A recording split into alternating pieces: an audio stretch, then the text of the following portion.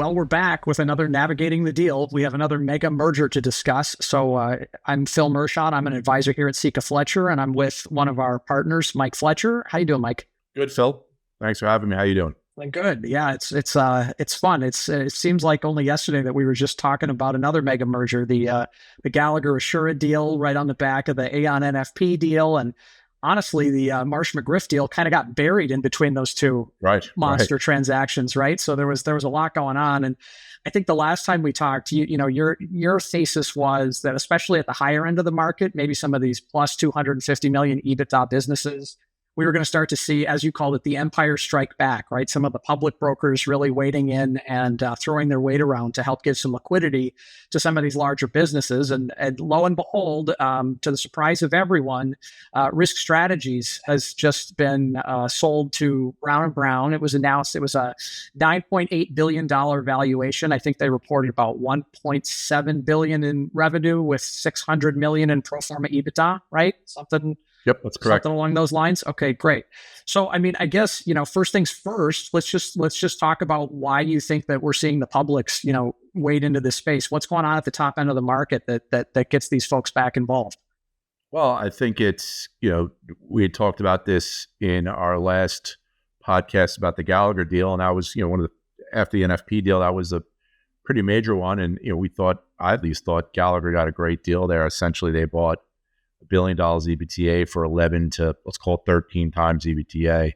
And so what's happened really is the trend continues, and it's called liquidity. So, it's not a secret that Risk Strategies was in the market probably for a year.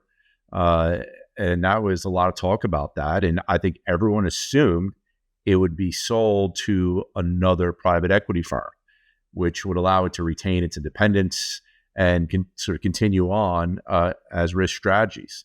Now, if you had listened to the podcast that you did with my partner, Al Sica, and Mike Christian, who was the founder of Risk Strategies, I thought it was very interesting. In it, I don't know the exact wording, but Mike said, the outcome of selling to Brown & Brown, something he would never have dreamed of when he was founding or running the company. And so there's some actual, air of disappointment, it seems, from RSC shareholders about the outcome. Now, we'll get into it. I think it was a really good outcome. Maybe they don't realize it yet. I think they'll realize it was a really good outcome. But as you and I heard, we all thought it was going to be about to be sold to, Howden, which you have a much better familiarization with than I do. So what happened that you think led to this Howden being a rumor to Howden being a done deal to, no, it's not going to happen with them? I think that, we've talked about this before. It's one of those situations where when you get to the top end of this market, the numbers get really, really big, right? Underwriting gets really tight. Leverage becomes really important. Interest rates become really important. And most important is at the end of the transaction, what is the liquidity going to look like for all the shareholders, right? I mean, you break some of that down in a general way in this report. But I think that, for a business like Risk Strategies at their size, we're looking at this and we're saying, at the end of the day, I think that only public companies have both the balance sheets and the access to capital that allows them to wade into these things and provide meaningful liquidity, right? Not just for the shareholders inside the business, but for the PE investors, right? Like at the end of the day, these folks have to return money to their LPs at some point. And maybe they like the asset and they want to do a continuation vehicle. That gets really challenging at this size, right? If you're going to try and do it by yourself.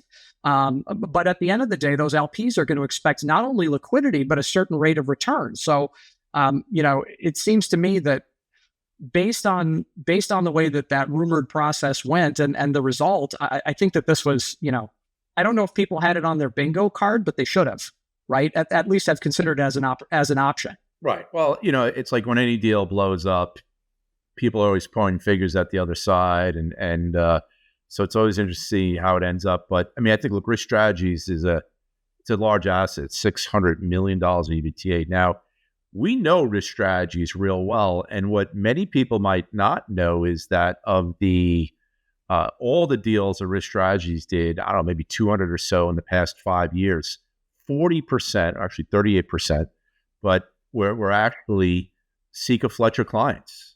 And, many of those clients were specialty businesses. So risk strategy was different in terms of, I think, their makeup of the business. So we know a lot that from, some of our best clients went to risk strategies. And I would always talk about risk strategies through the years about, to me, there's two types of people in the industry, at least in the insurance brokerage M&A space. There's financial guys, and then there's insurance guys. And to me, risk strategies was real insurance guys. And so they're a real insurance business. Unlike others, they focused on integration. They focused on a lot of things that people didn't want to focus on or didn't want to be part of.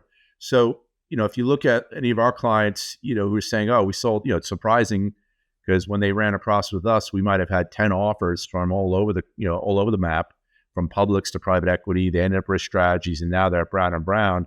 That's probably still a surprise to them. So I think it's two surprises. One is it ended at Brown & Brown. The other, things I hear in the market is, the valuation. Now, this business traded for about 16 times what risk strategy, what risk strategies was marketing themselves as in the market. Now, to get there, I think Brown had to lay in some synergies they think they're going to pull off, like $150 million. That gives them better returns in the future. And look, fair enough. I mean, you're going to be able to get synergies with that type of business. But I had heard rumblings that, this business will trade for, 18 times EBITDA. And because it's a specialty business, there are insurance guys. Now, I don't know, it wasn't published in any of the Brown material what the organic growth rate was of risk strategies. And what we've seen is that is a kind of a whisper number with many of these large brokers. So everyone talks about organic growth. And then when you pull back, the curtain, there is no organic growth. So I'm not saying that's the case I would think risk strategies had good organic growth. But there's only so many levers you can pull to get returns. So let's talk about had risk strategy sold for 18 times. And we do all the math on our expected return analysis, and people can see that on the website. We forecast that without M&A lift, meaning all the deals they're going to do after the deal, that private equity firm could generate levered around 10% returns. Levered. That means, they're borrowing 30, 40%. So now if you're a private equity firm and you're generating 10% return, this is a large $9 billion, this is a large deal. It'd be 10 billion plus at the 18 times level. Well, your investors expect a 15% return, but you're charging, you got to make money. You're charging about 5%. So it's nearly impossible to do that deal at 18 times. At 16 times, could a private equity firm pulled it off? Their returns would have been slightly better, a little over 10%. Again, not meeting the bar for LPs that are invested in that private equity firm. But at that point, if you paid 16 times for risk strategies and you're a private equity investor, you are 100% counting on future M&A lift to get to your hurdle rate. And the problem is when you're $600 million of EBITDA already, you're getting to 1.2 billion of EBITDA, doubling your EBITDA. That's a lot of M&A. That's a lot of lift. That's a lot of risk. Now, I would argue, similar with the short, had risk strategies had 200 million of EBITDA, I bet you they would have gotten 16 plus times EBITDA. But, that I still wouldn't, that shouldn't be a complaint for shareholders. But selling 600 million of EBITDA at 16 times is great. So if you're a shareholder at risk strategies, you just got 16 times plus valuation. And here's what you also got. You got liquidity. So you got 85% cash, the rest in 15% or something restricted public stock that pays out over 5 years. Home run. In today's market, interest rates where they are, that is a home run deal because you've got liquidity. A lot of shareholders would love to get liquidity. And if you did that private equity backed deal, I'm not sure we're going to get it. So to me, we're not risk strategy shareholders. But if we were, I would be, as a shareholder, I'd be, thrilled with the outcome. Now, as a person going to that office every day working with Brown & Brown, I think you're going to be surprised, at what Brown & Brown will bring to the table. I think it's end up they'll be, at the end of the day, risk strategy shareholders 3-4 years from now can say, wow, that was a great deal. I think you're absolutely right, because I think that when you look at both businesses, I mean, we can talk multiples all day, right? We can talk the financial engineering of a transaction, but really what these investors or acquirers are looking for is, how can I drive growth into this business? Right. So with a PE sponsor that maybe is, I always say, what's in it for you but the money, right? Because if liquidity is great. Liquidity is really important. And for the shareholders of Risk Strategies, I'm sure that this is very welcome, even if, maybe they had a different number in their head, maybe they haven't fully realized what that payout is. They're happy that they have liquidity. But for the acquirer or the investor, their question is, if I'm a public strategic, okay, well, I can model in some synergies because I've already got an operation where I think that I can drive some strategic value into this business, right? I can, just on the technical level, I can borrow it. I think in your report, it said something like we're estimating about 200 basis points cheaper than a private equity firm, right? They're maybe calling conservative, probably, they probably borrowed a lot lower, but we're talking about, they borrowed 40% of the deal, so basically with $4 to $5 billion they raised at 5% long-term rates. I mean, that's equivalent, close to the U.S. government. You can't compete with that. And you don't have to pay fees. In other words, your shareholders, there's no 5% hurdle on there. So it's difficult. But for a private equity firm to swing at that, they would have had it's all M&A lift. That's all you got. You're mentioning Brown & Brown, so the leverage, that works, right? All the synergies they're going to have. I mean, I'm sure Brown & Brown's even market contracts are superior to Risk Strategies. So, we estimate when we do the math that Brown & Brown levered returns on our conservative format around 13% plus. Now, we're very conservative when we do our expected return analysis. I would encourage anyone to look at our funky math. If you go to our website and download the article, one thing we assume that a lot of others don't is with EBITDA, we assume that, so you've got a $600 million EBITDA that Risk Strategies has. We don't think you're going to collect all that as pure cash, probably collect 75% of it, right? So we're trying to estimate free cash flow. That's real conservative because, they're going to have amortization that protects a lot of that from taxes. No one spends that much money on capital expenditures. So we're a base case, 13% plus returns. Now think of all the things Brown can still do with that to get up to the 20% return level. So I think it's a good investment for Brown shareholders. Brown & Brown, I don't think there's anyone who really thinks longer term as investors than Brown & Brown. So you're talking about going from one bucket of short-term investors to the longest term investor. It's a great deal, a solid deal for Brown & Brown to put that capital to work. I think Brown & Brown really rounds out Risk Strategies offering in a way that's really strategic as well. One of the things that you mentioned that's attractive about Risk Strategies is how specialized its business units were, and they had some deep specialty. But I think the fact that now they're going to have all of the more general P&C and just full service offerings of Brown & Brown, it's going to help them in terms of being able to access the market, not only with scale, but be able to say, we don't just need to hunt in these specific buckets that they typically focus on, but their producers in particular are going to be able to go after everything now. And the same on the 180 intermediary side, right? We haven't even mentioned that they had a whole wholesale business that just got rebranded and plugged into Brown's specialty offerings, their programs, E&S, and wholesale division. So I think that, like you said, there's an opportunity here with a strategic investor to really drive outcomes in a way that'll improve organic growth, in addition to the fact that Brown & Brown has their own M&A pipeline, right, which is typically very healthy. Yeah, no, absolutely. Brown & Brown to me, invented insurance M&A, and so I cut my teeth with those guys, 22 years ago in doing these things. Now, back then they were paying 6 times for these businesses.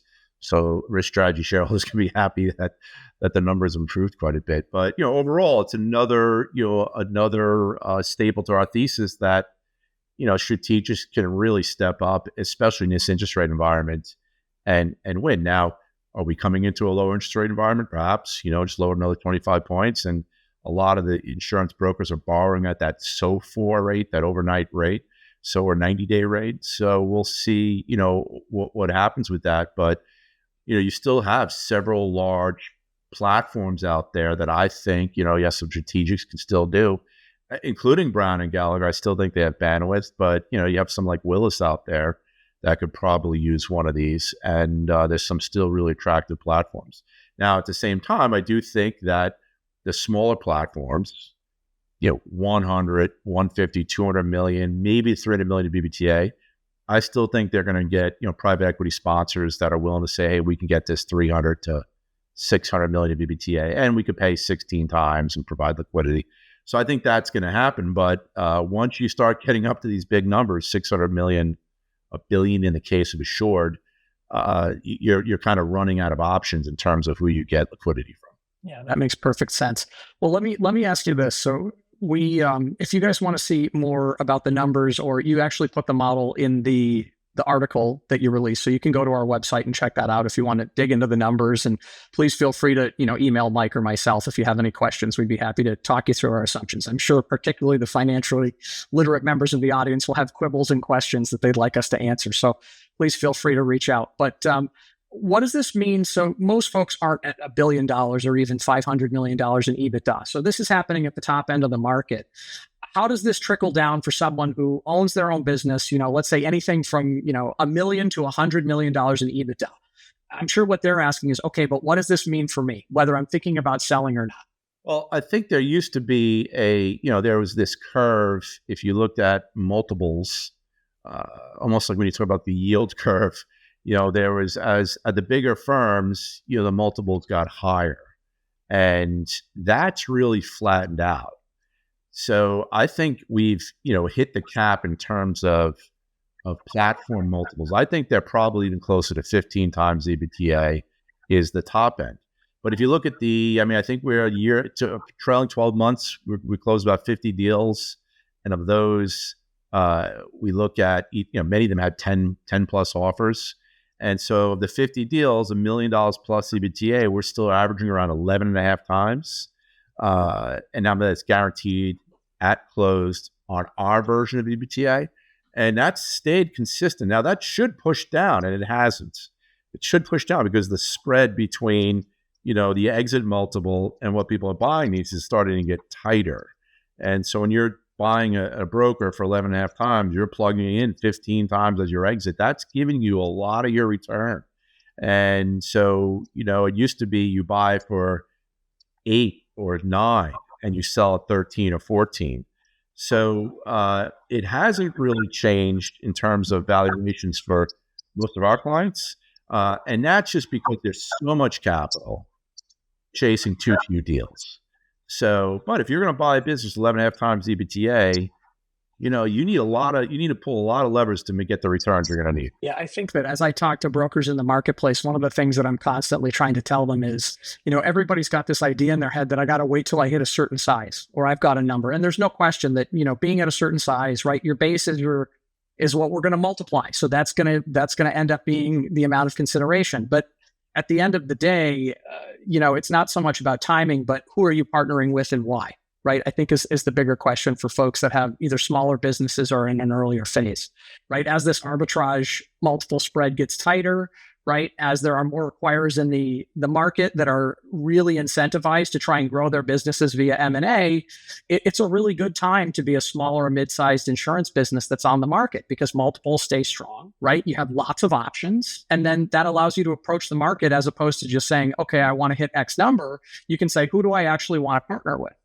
Right, because as we've go ahead. Sorry. There's only so many levers you can pull to generate returns as a buyer, and if you're a small broker, the buyer's saying, okay, well, there's that multiple arbitrage, right? I buy you at 11, and I hopefully sell at 15. They used to probably think they would sell at 18, so that's down.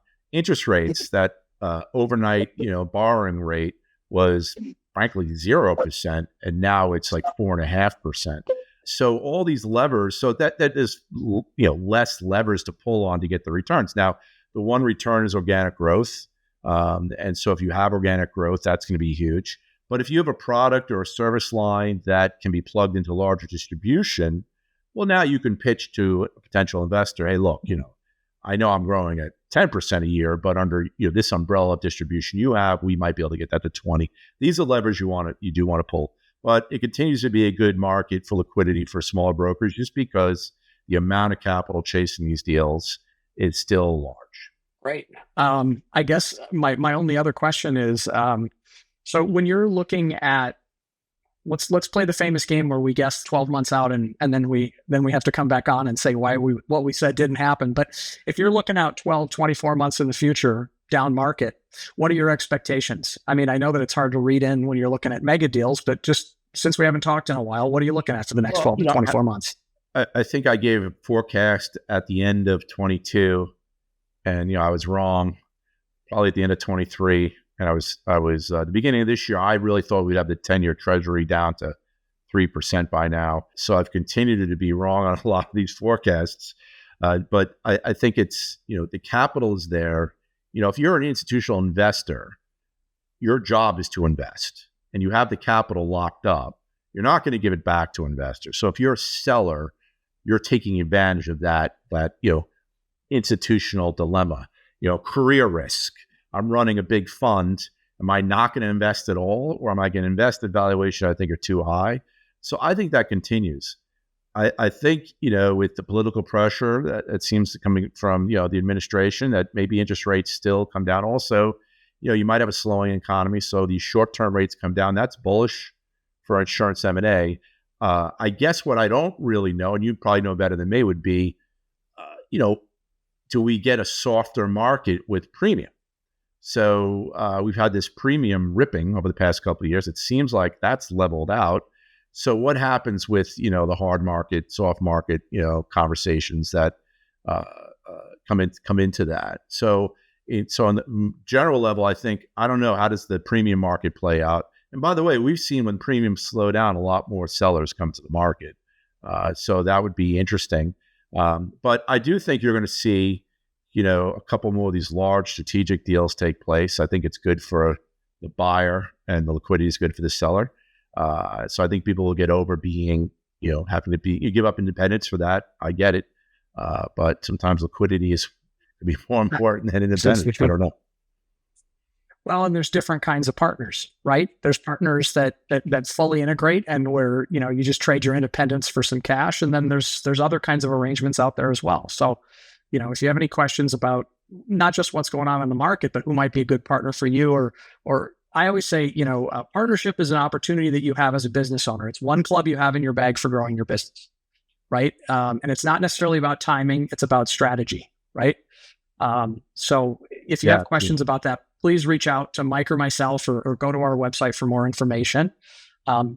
Mike, that was great. And read Mike's breakdown of The Empire Strikes Back Part 2. It's on the website live. Right. And for all you financial nerds, please throw your comments at our formula, expected return formula. I can see it now. But remember, our formula is designed for, two different parties, the financial nerds like us and the insurance nerds like Phil. So that's where we want everybody to be able to understand it. And that's the goal there. But I appreciate it, Phil. It was good talking to you as always. Thanks, Mike. All opinions expressed by the hosts and guests are their own and are not necessarily those of Sica Fletcher. This podcast is for informational purposes only and should not be relied upon as professional advice. Sica Fletcher employees and clients may have positions in the firms discussed in this podcast. Any information provided is subject to change and does not constitute an offer to purchase or sell any financial product. Sica Fletcher LLC does not underwrite securities, nor advise on, nor effect transactions in securities for the account of others. For more information about your unique situation, please contact Sica Fletcher or visit us at www.sicafletcher.com.